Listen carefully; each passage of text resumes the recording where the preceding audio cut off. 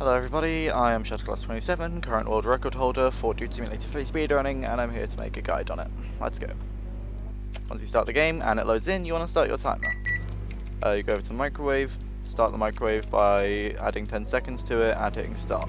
Once you come over to the microwave, you can pause it and what a beautiful day. Like when there's 4 seconds left, and it'll save a little bit of time. The reason I'm not just spam clicking is because sometimes it can actually be slower spam clicking. That was actually a personal best for pizza time. That's amazing. But yeah, a few things I did there. When you jump through the window, you jump and crouch towards it. What that does is I think it's like 0.3 seconds faster than going through the door. So not much, but a little bit. You save 4 seconds by pausing the timer on the microwave, and just for the car, essentially, just use whatever method for you is fastest, and make sure you're pointing towards like a door when you're done brushing down the make sure you're pointing towards the door when you're done brushing down the snow, so that everything's all done and you can just hit on the escape. So we're pretty much just using this truck to get towards this car, and we're just going to send it packing on its way. We take this car because it's a lot faster, but you do need to be careful with it because it has a bit of a funny tendency of toppling right over.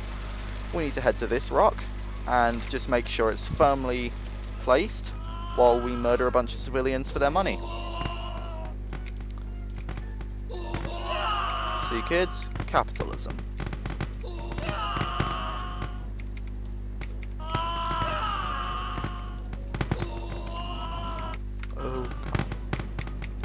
Okay, now that we have enough money, we can head back to the car. The reason we go to that rock, by the way, is it's the only spot, it's the closest spot on this level where AI will just spawn, no matter how close you are to the spawn point. So as far as we know, it's the most consistent method of gaining money. We head up this hill to this gas station. The reason we go to this gas station is because it's where we need to grab a can of gas and head back to our car. Why we can't just steal a car is news to me, is whatnot. Yeah, I do not know. So once we're back in our car and we've bought the gas can, we take a direct line this way because it's a more direct path back to the beginning of the level, which is where we're currently headed, because we need to put gasoline in our main vehicle. Trying not to screw up the driving. You want to just take a direct line across this route back to where we came. And there we go. This level's actually gone pretty well, if I'm being honest. Not my personal best, but not my personal worst. You can just scroll down once and you'll immediately be with the gas can. So yeah, that actually went solidly well. I doubt this one will be amazing, because I don't know how, but my personal best for Motel, I've never been able to recreate it. It might have just been a random bug. Right here, I would normally suggest waiting for you to regain your vision on the first time you go to sleep, but I sort of know what I'm doing, so I can guess roughly when I need to spam on the door.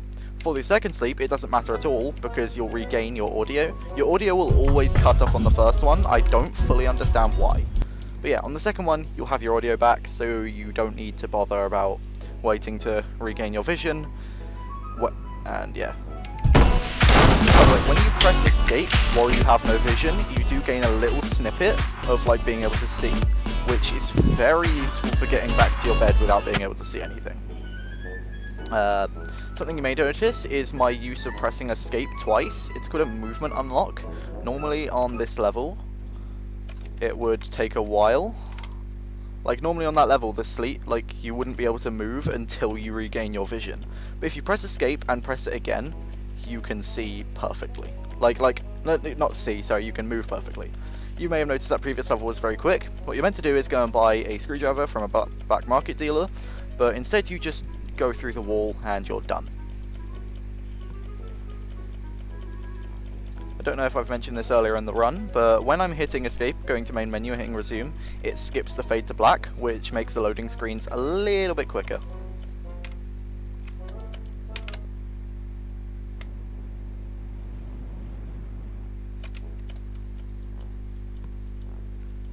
So this level, the main strategy is you need money. You need $120 to afford a taxi. So essentially, you just urinate on people and get as many of them chasing you as possible. It's actually going really well right now. The first 3 people I peed on are already chasing me, which is amazing. We need as many people as possible on us, like within reason. My personal best for city is like is really quick. That's all I'm gonna say.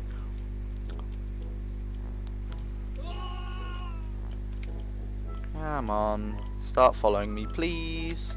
Okay, so I will normally just head over to this car and crouch under it. The reason you crouch under it is so that all of the NPCs start walking into it and take a load of damage. It's great. That NPC just toppled the car, which isn't that big a deal since all these NPCs are still following me. And yeah, when they run into the car, they will deal a lot of damage to themselves, which is great. Although not many of them are dropping money, which isn't great. That one did though.